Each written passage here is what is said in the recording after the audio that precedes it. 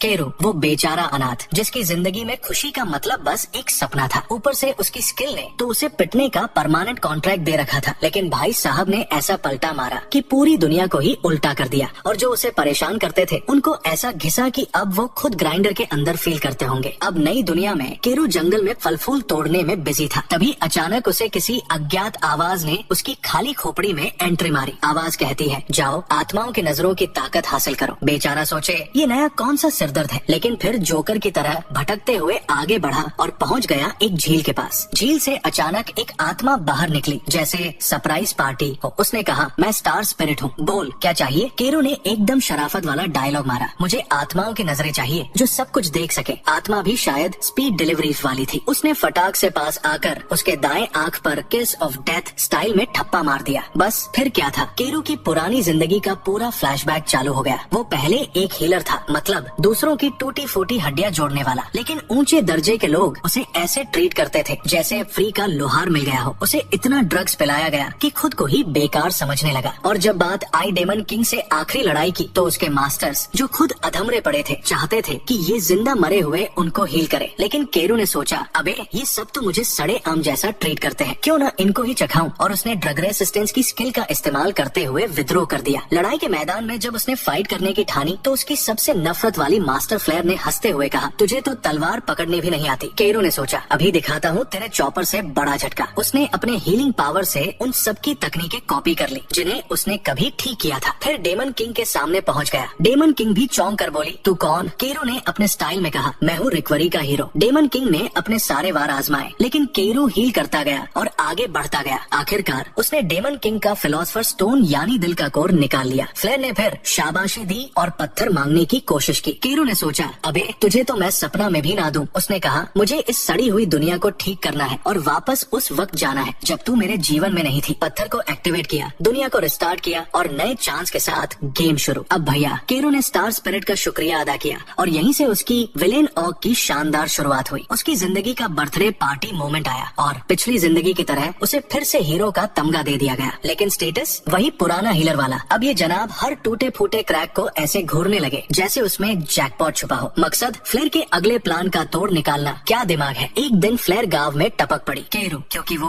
Hero था, उसे जबरदस्ती राजधानी ले जाया गया। राजधानी मतलब जहाँ बड़े बड़े लोग और उनके बड़े बड़े घमंड रहते हैं। वहाँ जाते ही इस लड़के ने अपनी बेवकूफी का नया रिकॉर्ड बना दिया। डिस्कॉर्ड से सीख कर एक पिकअप लाइन मारी, तुम इतनी खूबसूरत हो कि लगभग बदसूरत लग रही हो। वाह भाई वाह, क्या क्लास है। फिर राजा से मुलाकात हुई। अब केरू ने अपनी ग्रीन आई से राजा की स्टैट्स को स्कैन किया और समझ गया कि ये आदमी मॉन्स्टर से कम नहीं, मतलब इसे इग्नोर करना अपनी मौत को इनवाइट करना है। राजा ने उसके हीलर क्लास का पता लगाकर उसे हीरो ऑफ रिकवरी का टैग पकड़ा दिया। अब राजा बोले, तू हीरो है तो जरा तलवार वाली संत कोरेहा को ठीक कर। बेचारी ने डेमन से लड़ाई में अपना दाहिना हाथ खो दिया है। केरू ने सोचा, भाई ये सब मुझसे क्यों, मैं कोई फ्री हॉस्पिटल हूँ क्या। खैर रात को अपने चैम्बर में लेटा तो सोच में डूबा हुआ था। तभी एक हॉट चिक अचानक कमरे में एंट्री मारती है। आते ही प्लॉट आर्मर गिराया और भाई के ऊपर बैठ गई। फिर शुरू हुआ प्लॉट डेवलपमेंट। अगली कुछ रातें अलग अलग बेड टाइम स्टोरीज में गुजरने लगी। हर बार नई बड़ी विलेन आती, लेकिन केरू तो चालाक था। अपनी इमिटेशन हीलिंग से उनके सारे अनुभव चुरा लेता। कुछ दिन बाद कोरेहा तलवार वाली संत महल में आई। केरू ने उसकी हालत देखी और झट से हीलिंग स्पेल मार दिया। उसका हाथ वापस आ गया। कोरेहा तो इतनी शॉक थी कि धन्यवाद भी बोलने का मौका नहीं मिला। लेकिन फिर एंट्री मारी फ्लेयर और एक बूढ़े मूर्ख ने। फ्लेयर बोली, जाओ राजा को अपना नया हाथ दिखाओ। मतलब केरू को श्रेय तक नहीं दिया गया। बेचारा हीरो और यहाँ उसका क्रेडिट खाने वाले बैठे हैं। फ्लेयर ने केरू की हालत देखी और ऐसा मुंह बनाया जैसे किसी ने उसे बेसन के लड्डू में नमक खिला दिया हो। उसने फटाक से ऐलान कर दिया, ये निकम्मा हमारे किसी काम का नहीं है। लेकिन वो बूढ़ा बोला, अरे ये अनमोल नमूना है, इसे रखना ही पड़ेगा। फ्लेयर ने ठंडी सांस लेते हुए कहा, लड़ाई में इसका पत्ता कट है। हीलिंग करते करते ये बार बार ऐसे टपक जाएगा तो क्या फायदा। फिर उस बूढ़े को हुक्म दिया, इसका कचूमर निकालना पड़े तो निकालो, बस इसे काम लायक बना दो। दूसरी तरफ केरू जो अब तक होश में था मन ही मन सोच रहा था, वाह ये फ्लेयर तो वैसी ही निकली जैसी पहले थी। अब इससे बदला लेने में मजा आएगा। अगले दिन अपने कमरे में केरू बच्चों जैसे टैंट्रम्स फेंकने लगा। मुझे हीलर नहीं बनना, हर बार जब हीलिंग करता हूँ तो डरावनी यादें आती है। फ्लेयर ने उसे फुसलाने की कोशिश की, लेकिन भाई केरू ने साफ कह दिया, मुझे ये बकवास मंजूर नहीं। फ्लेयर ने हमदर्दी का ढोंग रचते हुए कहा, ठीक है मैं तुझे मजबूर नहीं करूंगी, और बूढ़े को लेकर निकल ली। लेकिन केरू के पास उसका नाटक समझने का पूरा एक्सपीरियंस था। उसने सोचा,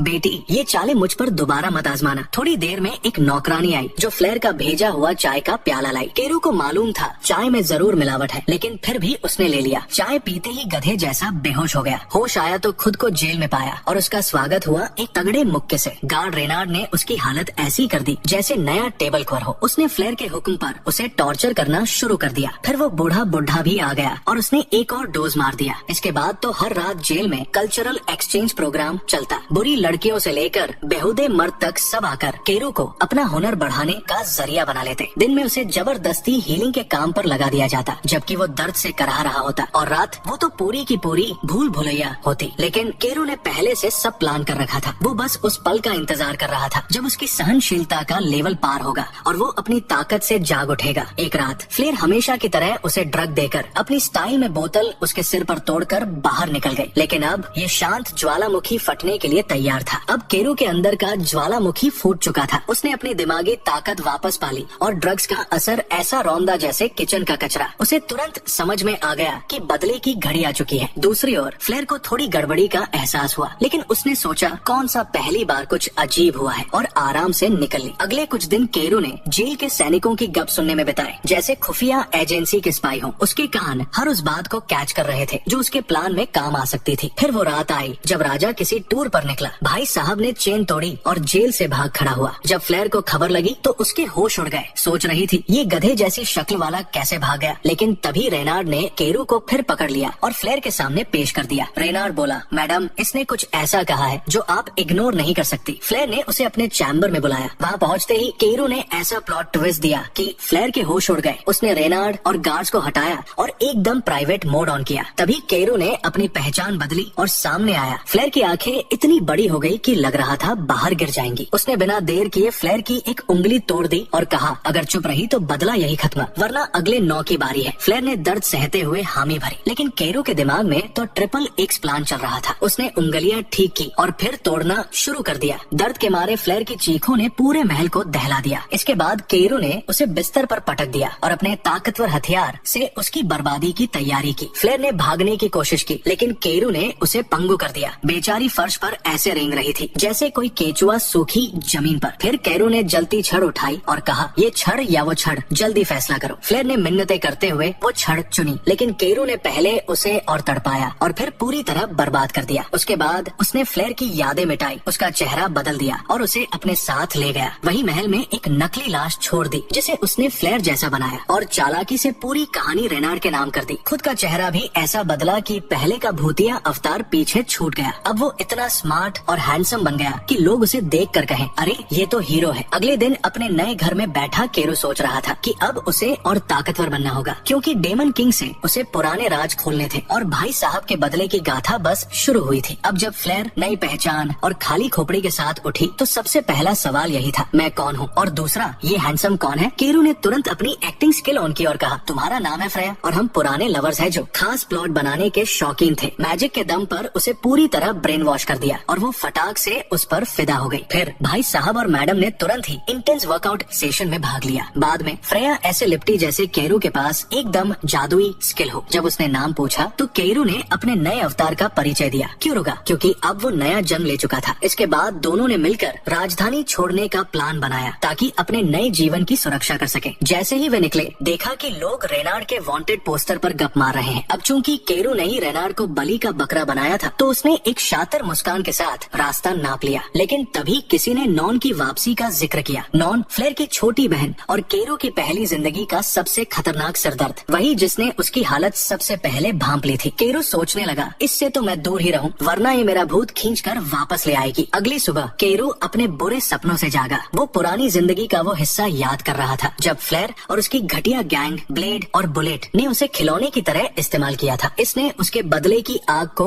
और भड़का दिया। कुछ दिन बाद वे एक नए शहर पहुँचे और खाने के लिए एक बार में घुस गए। खाना खाते खाते जब केरू ने पानी उठाया तो उसकी सुपर आंख ने अलर्ट दिया, पानी जहरीला है। उसने तुरंत फ्रेया को रोक दिया। उसने सोचा, लगता है यहाँ के पानी का सोर्स मॉन्स्टर की लाशों से दूषित हो गया है और इसका असर पूरे शहर पर पड़ रहा है। फिर जैसा हीरो लोगों के काम आते हैं, उसने खुद वो जहरीला पानी पी लिया। फ्रेया तो डर के मारे सन्न रह गई, लेकिन केरू ने बताया कि उसकी हीलिंग पावर उसकी बॉडी को एंटीबॉडीज बनाने में मदद करेगी, जिससे जहर का तोड़ निकलेगा। और बस एक बूंद अपने खून की पानी में टपकाई और पूरा पानी साफ साफ हो गया। अब तो वो शहर वालों के लिए मसीहा बन गया। अगले दिन शहर में घूमते हुए उन्हें एक व्यापारी और उसके असिस्टेंट से मुलाकात हुई। अपनी ग्रीन आई से कैरो ने तुरंत पहचान लिया कि ये लोग ईमानदार हैं। उसने व्यापारी को बताया कि उसके इन्फेक्शन का इलाज उसके पास है। व्यापारी ने उसे मजाक समझा और कहा, तू भी वही फुटपाथिया चोर है जो जड़ी बूटियों के नाम पर ठगता है। कैरो ने व्यापारी को सुझाव दिया कि वो दवाई पहले उसके असिस्टेंट पर आजमाए, जिसकी हालत वैसे ही भिखारियों जैसी थी। और जैसे ही उसने दवा ली, उसका इन्फेक्शन तुरंत ठीक हो गया। जैसे ही व्यापारी ने भी दवाई पी और चमत्कार हुआ, उसके होश उड़ गए। अब जब कैरो ने उसे यकीन दिला दिया तो उसने कहा, भाई एक बॉक्स दवाई है मेरे पास, हर शीशी सिर्फ 1 गोल्ड में। व्यापारी ने चालाकी से पूछा, रेसिपी बेच, हमेशा के लिए अमीर बना दूंगा तुझे। लेकिन कैरो ने तुरंत इमोशन कार्ड खेल दिया, भाई ये मेरे खानदान की धरोहर है, बेचूंगा नहीं। आखिरकार दोनों के बीच सौदा हुआ और पैसा हाथ में आते ही कैरो ने सीधा रुख किया एक स्लेव शॉप का। स्लेव मर्चेंट से बोला, मुझे एक बढ़िया पार्टनर चाहिए वर्कआउट के लिए। मर्चेंट ने तुरंत सर सर करके खुशामद शुरू की और अपने सबसे बढ़िया ऑप्शंस दिखाने लगा। लेकिन कैरो को कुछ पसंद नहीं आया। तब बूढ़े मर्चेंट ने उसे जेल के सबसे अंदर वाले हिस्से में ले जाकर कॉम्बैट स्लेव्स दिखाए। थोड़ी देर बाद उसने कैरो को एक स्लेव दिखाया जो इन्फेक्शन से लाचार और बर्बाद मानी जाती थी। कैरो ने अपनी सुपर आई से उसके स्टैट्स देखे और समझा कि वो असल में बहुत पावरफुल है, लेकिन वो बदले की आग में जल रही थी, इसलिए इतनी खतरनाक और आक्रामक हो गई थी। कैरो उसके पास गया और बोला, मैं तुझे बदला लेने में मदद करूंगा, बस मेरे साथ चल। ये सुनते ही वो अचानक शांत हो गई और बेहोश होकर गिर पड़ी। जब कैरो ने उसे लेने की बात की तो मर्चेंट ने मजाक उड़ाते हुए कहा, भाई इतनी पागल को तो कोई बेवकूफ भी नहीं खरीदेगा, और अगर ये गड़बड़ करे तो रिफंड नहीं मिलेगा। कैरो ने मुस्कुराते हुए जवाब दिया, रिफंड की टेंशन मत ले, मुझे तो बस ये देखना है कि जब ये बदला लेगी तब इसका चेहरा कैसा होगा। मर्चेंट ने जाते जाते बोला, अगर और आइस वुल्फ क्लैन की लड़कियां चाहिए तो बता देना, अगला शिपमेंट जल्द आ रहा है। कैरो उसे घर लाया और तुरंत उसका गुलामी का कॉलर हटा दिया। फ्रेया ने उसे टोकते हुए कहा, ये कितना सही है गुलाम का कॉलर हटाना। कैरो ने जवाब दिया, चिंता मत कर, ये बिना कॉलर के भी मेरी बात मानेगी। फिर उसने अपनी हीलिंग स्पेल डाली जिससे उसे उसकी यादें दिखी। सेथ सुना आइस वुल्फ क्लैन की सदस्य थी, लेकिन उसकी पूरी जनजाति पर साम्राज्य की सेना ने भाड़े के सैनिकों के भेष में हमला कर दिया था। कुछ लोगों को बेरमी से मार दिया गया और बाकी को गुलाम बनाकर बेच दिया गया। कैरो सोचता है फ्रेया को उसकी सेना से अलग करना मजेदार होगा। फिर वो बड़ा रोमांटिक बनने के चक्कर में सेत्सुना को एंटीडोट अपने मुंह से पिलाता है, जिससे फ्रेया को जलन हो जाती है। अगले दिन कैरो और एंटीडोट का बिजनेस करता है और लौटने पर फिर से फ्रेया को जलाने के लिए वही मुंह वाला सीन दोहराता है। फ्रेया बेचैन होकर सोचती है, अब इस लड़के की सॉसेज में मुझे शेयर करना पड़ेगा। जैसे ही कैरो बेहोश सेत्सुना को किस करता है, वो अचानक होश में आ जाती है और उसे जोर का थप्पड़ मारती है। तूने ये गंदी हरकत क्यों की? फ्रेया फौरन बीच बचाव करती है और बताती है कि कैरो ने उसकी देखभाल की है। जब सेत्सुना को एहसास होता है कि वो ठीक हो चुकी है तो वो माफी मांगती है। इसके बाद कैरो फ्रेया को किसी काम से बाहर भेजता है ताकि वो सेत्सुना के साथ अकेला रह सके। जैसे ही फ्रेया बाहर जाती है, सेत्सुना कैरो पर हमला करने की कोशिश करती है, लेकिन वो उसे पल में काबू कर लेता है। कैरो कहता है, तुम्हारे गले में कॉलर नहीं है क्योंकि मैं तुमसे इतना ताकतवर हूँ कि मुझे इसकी जरूरत ही नहीं। सेत्सुना पूछती है, तुम कौन हो? कैरो जवाब देता है, मैं एक अल्केमिस्ट हूँ। फिर वो उसे भरोसा दिलाता है कि उसकी क्लैन अभी सुरक्षित है क्योंकि इंपीरियल आर्मी ने अब तक हमला नहीं किया है। लेकिन वो ये भी कहता है कि सेत्सुना इतनी कमजोर है कि अपने क्लैन को बचाने के लिए कुछ नहीं कर सकती। कैरो उसे ऑफर देता है, मैं तुम्हें ताकतवर बना सकता हूँ, लेकिन पहले तुम्हें मुझे अपना असली नाम बताना होगा। सेत्सुना जानती है कि उसका असली नाम उसकी आत्मा में लिखा है और अगर कैरो को ये पता चल गया तो वो पूरी तरह से उस पर नियंत्रण कर लेगा। हालांकि अपने क्लैन को बचाने के लिए वो ये करने के लिए तैयार हो जाती है। जैसे ही वो राज बताने के लिए राजी होती है, कैरो अपनी प्लॉट आर्मर उतार देता है और कहता है, मैं तुम्हारे वैसल को बड़ा करूंगा ताकि तुम ताकतवर बन सको। सेत्सुना सहमति में सिर हिलाती है। फिर वो दोनों ऐसा कुछ करते हैं जिसे देखने के लिए इनकॉग्निटो मोड जरूरी है। अगले दिन वो दोनों इंपीरियल आर्मी पर हमला करने के लिए आइस वुल्फ क्लैन की ओर बढ़ते हैं। जैसे ही जंग शुरू होती है, कैरो प्लान बनाता है कि वो लड़ाई के बीच जाकर सेत्सुना के लिए एक मौका बनाएगा। खुद को हीरो ऑफ स्वॉर्ड बताते हुए वो अपना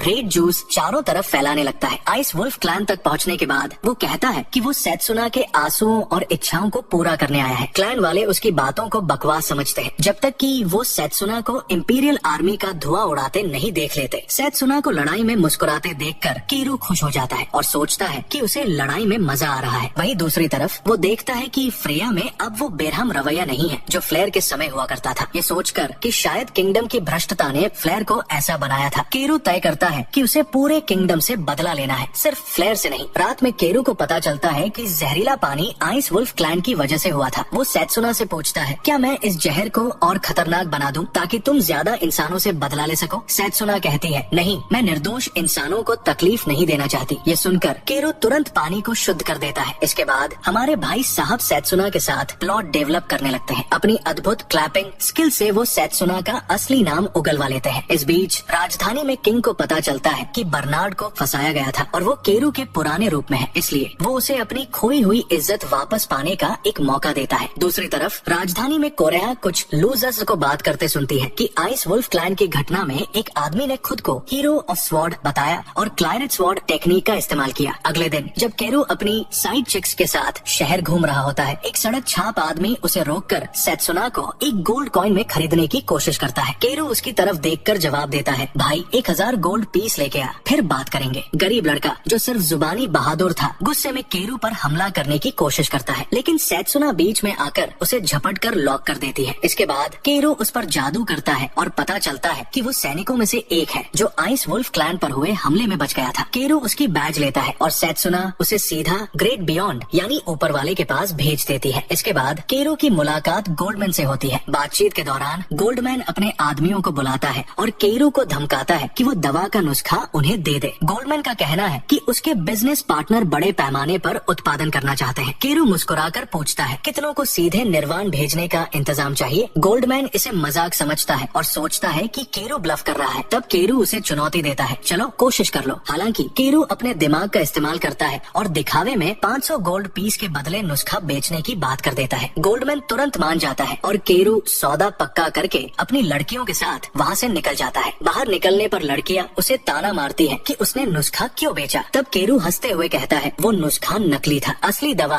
मेरे शरीर की एंटीबॉडीज पर निर्भर करती है, उनके पास वो नहीं है, इसलिए दवा कभी काम नहीं करेगी। वो ये भी बताता है कि उसने पहले ही जहरीले पानी को शुद्ध कर दिया है, इससे बीमारी का फैलाव जल्दी रुक जाएगा और गोल्डमैन के सारे व्यापारिक प्लान चौपट हो जाएंगे। लड़कियाँ उसकी चालाकी देखकर उसकी तारीफ करती है। जैसे ही वो आगे बढ़ते हैं, अचानक कोराइडा प्रकट होती है और केरू पर हमला करती है। केरू फुर्ती से उसका वार रोकता है, लेकिन वो उसके चेहरे पर हल्की खरोच मारने में कामयाब हो जाती है। कोराइडा उस पर महल के सैनिकों को खत्म करने का आरोप लगाती है। सेत्सुना और फ्रेया केरू का बचाव करती है, लेकिन कोराइडा उन्हें ब्रेन वॉश मानती है। गुस्से में फ्रेया आग का गोला छोड़ती है, जिसे कोराइडा आसानी से रोक लेती है और पलटवार करते हुए फ्रेया को बेहोश करने की कोशिश करती है। केरू का गुस्सा 7वें आसमान पर पहुंच जाता है। वो अपने शरीर को जादू से मजबूत करता है और कोराइडा पर झपटता है। दोनों के बीच खतरनाक हमले होने लगते हैं। कोराइडा अपनी सीक्रेट मूव का इस्तेमाल करती है, जो केरू की सुरक्षा को भेदने के लिए बनाई गई है, लेकिन जैसे ही उसकी तलवार केरू को छूती है, वो तुरंत टूट जाती है। कोराहा अचानक कंगफू मूव्स दिखाते हुए केरू को दीवार पर पटक देती है, लेकिन उसकी हैरानी का ठिकाना नहीं रहता जब केरू बिना किसी चोट के वापस खड़ा हो जाता है। कोराहा हैरान होकर पूछती है, तू आखिर है कौन? केरू बड़े स्टाइल में जवाब देता है,